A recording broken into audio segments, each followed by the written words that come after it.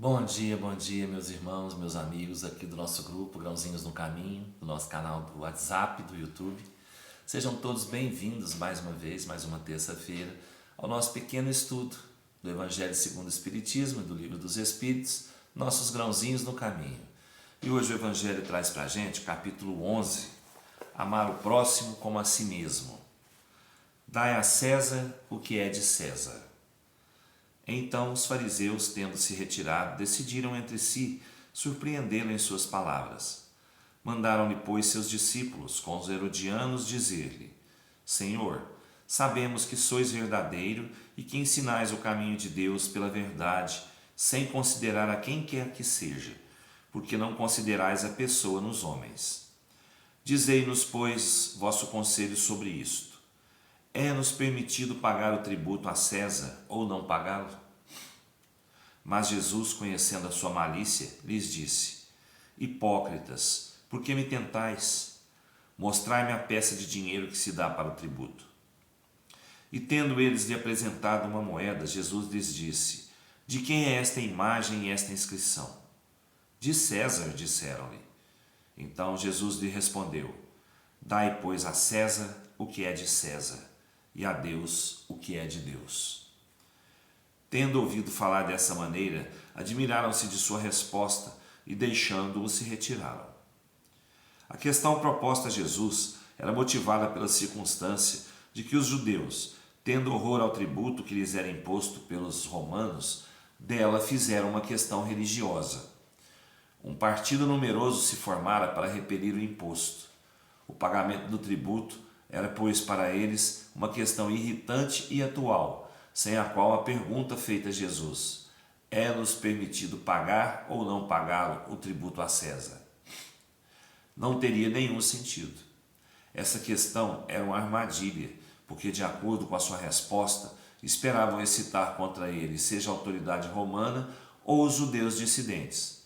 Mas Jesus, conhecendo a sua malícia, evita a dificuldade, dando-lhes uma lição de justiça, dizendo-lhes para restituírem a cada um o que lhe era devido.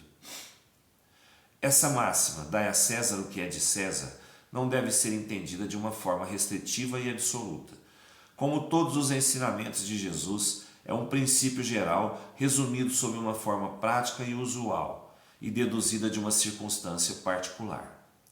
Esse princípio é uma consequência daquele que manda agir para com os outros como quereríamos que os outros agissem para conosco. Ele condena todo o prejuízo material e moral acarretado a outrem, toda violação dos seus interesses. Prescreve o respeito dos direitos de cada um, como cada um deseja que se respeite os seus. Estende-se ao cumprimento dos deveres contraídos para com a família, a sociedade, a autoridade, assim como para com os indivíduos. Muito bem. Mais uma vez, estamos aqui, dai a César o que é de César, e a Deus o que é de Deus. Jesus quis dizer para a gente que, como nós estamos reencarnados na Terra, em sociedade, vivendo em sociedade, nós temos que seguir as regras dessa sociedade, as regras da Terra, as leis da Terra. Temos que cumprir as leis da terra, como bons cidadãos que nós devemos ser. Mas que nós temos que dar valor mais ainda aos bens do céu, às leis do céu, às leis de Deus. Então nós temos que ter o respeito às duas leis, as leis humanas e as leis terrenas. Mesmo que a gente não concorde com certas coisas, com certas leis terrenas, a gente está aqui em sociedade e a gente tem que seguir o que a maioria aceita como lei, o que é devido como lei humana para um bom convívio entre nós mesmos, enquanto estamos aqui encarnados. Mas a gente tem que ter a consciência de que a gente é espírito, e que a nossa vida não se resume somente à passagem terrena. Nós temos que ter o cumprimento das leis de Deus, Por quê? o nosso espírito ele vai viver eternamente.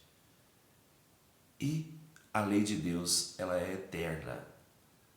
Ela é para hoje e para amanhã. Ela foi ontem, é hoje e vai ser amanhã. Então nós temos que estar cientes, né, que nós temos que dar o valor devido às coisas do céu, às leis do céu, respeitando as leis humanas também, né? Vamos fazer ao próximo o que nós queremos que seja feito a gente. Vamos respeitar o próximo como nós queremos ser respeitados por ele.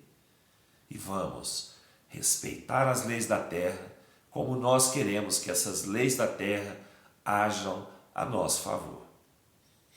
Lembrando sempre, mais uma vez, que as leis do céu sempre são a nosso favor. Porque tudo que o Pai criou para nós é para o nosso benefício, é para o nosso crescimento, a nossa evolução espiritual. Então vamos respeitar as duas leis, as dos homens e as de Deus. O Livro dos Espíritos traz para a gente hoje, capítulo 8 ainda, Emancipação da Alma, a questão 409. Frequentemente, em um estado que não é ainda de sonolência, quando temos os olhos fechados, vemos imagens distintas, figuras das quais apreendemos os mais minuciosos detalhes. É isso um efeito de visão ou de imaginação? Estando o corpo entorpecido, o espírito procura quebrar seus grilhões. Ele se transporta e vê. Se o sono fosse completo, isso seria um sonho. Então, naquele estado que a gente está ainda, que não é aquele sono, a gente está em transe, né? Em trânsito entre o estado de vigília e o estado de o estado de sono. O espírito se desliga dali momentaneamente e ele viaja e vê. Ele vai ver outro plano. Ele vai ver coisas que nós aqui acordados não veríamos. Então, frequentemente acontece isso sim, né? A gente vê alguma coisa, uma imagem distinta, perfeita, e a gente até se lembra. Aí de repente a gente acorda. A gente acorda naquele estado, ou então cai completamente no estado de sono. Se for o estado de sono, a gente terá um sonho daquilo. Se não, se a gente acordar novamente, a gente vai estar com a lembrança daquela imagem que o espírito viu, né? Isso se for permitido pelo Pai. Pessoal, espero que todos tenham uma ótima terça-feira, com muita paz, muita luz, muito amor no coração, muito trabalho e muita saúde. Que Jesus nos abençoe, nos fortaleça e nos proteja. Até amanhã, se Deus quiser, e eu tenho certeza que Ele quer. Beijo no coração.